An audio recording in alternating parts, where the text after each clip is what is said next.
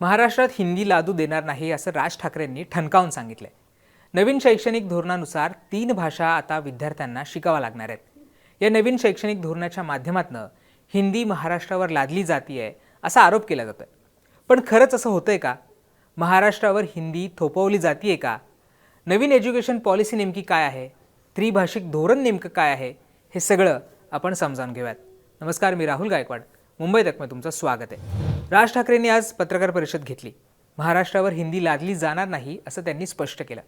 त्याचबरोबर हिंदी लादल्यास आंदोलन केलं जाईल असं देखील राज ठाकरेंनी सांगितलंय। आता हिंदी लादण्याचा वाद सुरू झाला तो नव्या शैक्षणिक धोरण आणि 3 भाषेच्या कंपल्शनमधनं।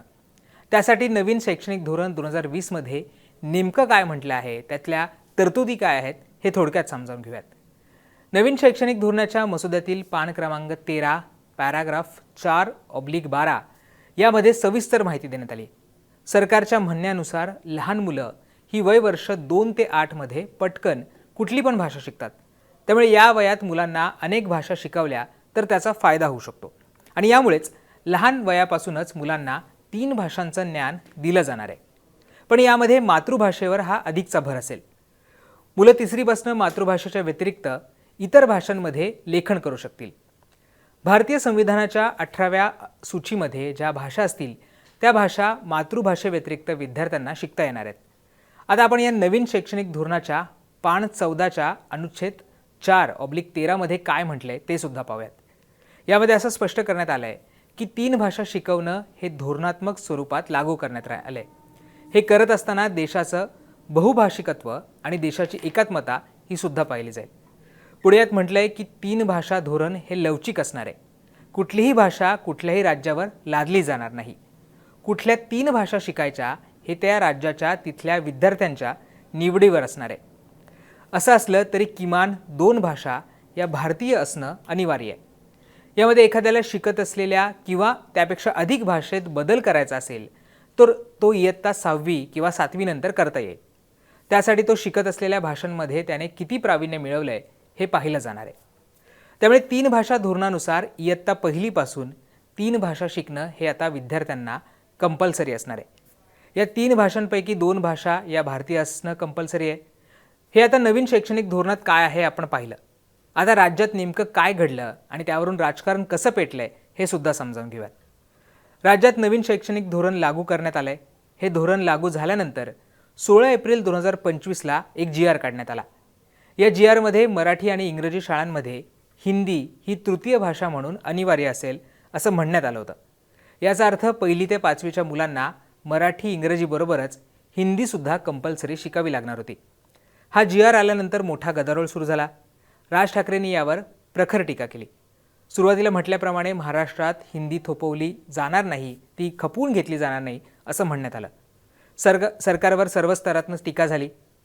या सगळ्या गदारोळानंतर आता सरकारने तृतीय भाषा म्हणून हिंदी अनिवार्य हा शब्द काढून टाकलाय। एक नवीन GR आलाय। 17 जूनला सरकारने आता सुधारित GR काढलाय। ज्यात काय म्हटलंय ते सुद्धा पाहूयात। यात सरकार म्हणतंय की इयत्ता 1ली ते 5वीसाठी हिंदी ही सर्वसाधारणपणे तृतीय भाषा असेल, परंतु या विद्यार्थ्यांनी हिंदी या तृतीय भाषेऐवजी इतर भारतीय भाषांपैकी एक भाषा ही तृतीय भाषा म्हणून शिकण्याची इच्छा दर्शवल्यास त्या विद्यार्थ्यांना ती भाषा तृतीय भाषा म्हणून शिकण्यास मान्यता देण्यात येईल। तथापि हिंदीऐवजी इतर भाषा ही तृतीय भाषा म्हणून शिकण्यास इच्छुकता दर्शवणाऱ्या विद्यार्थ्यांची त्यांच्या शाळेतील इयत्तानिहाय संख्या ही किमान 20 असणं आवश्यक राहील। हिंदीऐवजी इतर तृतीय भाषा शिकण्याकरिता उपरोक्तप्रमाणे विहित किमान 20 विद्यार्थ्यांनी इच्छुकता दर्शवल्यास त्या भाषेच्या अध्यापनाकरता शिक्षक उपलब्ध करून देण्यात येईल। अन्यथा सदर भाषा ही ऑनलाईन पद्धतीने शिकवण्यात येईल। सर्व माध्यमांच्या शाळांमध्ये मराठी मात्र अनिवार्य असेल। याचा अर्थ आपण समजून घ्यायचा प्रयत्न केला तर आता हिंदी ही जरी सक्तीची नसली तरी सुद्धा 3री भाषा म्हणून तुम्हाला कुठली तरी भाषा शिकावी लागणार आहे आणि ती भाषा जर शिकायची असेल तर तुम्हाला त्या वर्गामध्ये किमान 20 विद्यार्थी असे हवेत की ज्यांना ती 3री भाषा शिकायची असेल आणि तरच नवीन शिक्षक त्यामध्ये दिला जाईल। आता सरकारने हिंदीची सक्ती जरी रद्द केली असली तरी ज्या अटी घातल्या आहेत त्या विद्यार्थ्यांना पूर्ण करता येईल का याबाबत शंका आहे। अर्थात हिंदीऐवजी भारतीय संविधानाच्या सूचीतील इतर कुठल्याही भाषा विद्यार्थ्यांना शिकता येऊ शकतात। मात्र शिक्षकांच्या उपलब्धतेमुळे हिंदीला प्राधान्य दिलं गेलं होतं असं सरकारचं म्हणणं होतं. 8व्या अनुसूचीमध्ये कुठल्या भाषा येतात ते आपण ग्राफिक्सच्या माध्यमातून पाहूयात. यामध्ये हिंदी येते, मराठी, उर्दू, पंजाबी, बंगाली, तेलुगू, तमिळ, कन्नड, गुजराती, मल्याळम, ओडिया, असामिया, संस्कृत, सिंधी, काश्मीरी, डोंगरी, संथाली, मैथिली, मणिपुरी, बोडो, नेपाळी, कोकणी ह्या भाषांचा समावेश आहे. आता जरी हिंदी कंपल्सरी केली नसली तरी 20 विद्यार्थ्यांची अट विद्यार्थ्यांना पूर्ण करता येईल का हे पाहणं महत्त्वाचं असणार आहे.